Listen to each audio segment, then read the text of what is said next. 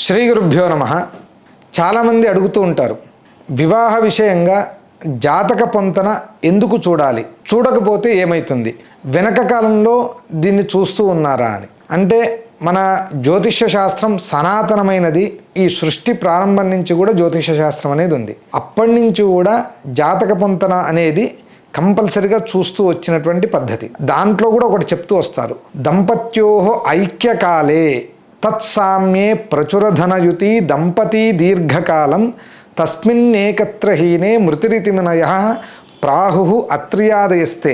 వెనక అత్రి మొదలైనటువంటి మహర్షులందరూ కూడా ఈ జాతక పొంతన గురించి చెప్తూ దంపత్యోహో ఐక్యకాలే, ఆడ మగాలను ఇద్దరిని కలుపుతున్నప్పుడు, అంటే వాళ్ళకి వివాహం చేస్తున్నప్పుడు ఈ స్థానాలు ఈ విధంగా ఉండాలి, ఇన్ని గుణాలు రావాలి, ఇటువంటి దోషాలు ఉండకూడదు, లేదా వీళ్ళకి ఇటువంటి దోషం ఉంటే ఇటువంటి దోషమే అబ్బాయి జాతకంలో ఉండాలి, అమ్మాయి జాతకంలో ఉండాలి, ఇద్దరికీ ఉండాలి.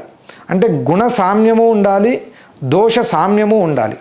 ఆ విధంగా ఉన్నప్పుడు వివాహం చేస్తే ప్రచుర ధనయుతి దంపతి దీర్ఘకాలం, అంటే అనేకమైనటువంటి ఐశ్వర్యాలతో డబ్బుతో వీళ్ళు ఉండి దంపతులు ఇద్దరూ కూడా దీర్ఘకాలంగా అన్యోన్యంగా బతుకుతూ వస్తారు అనుకొని శాస్త్రం చెప్పింది.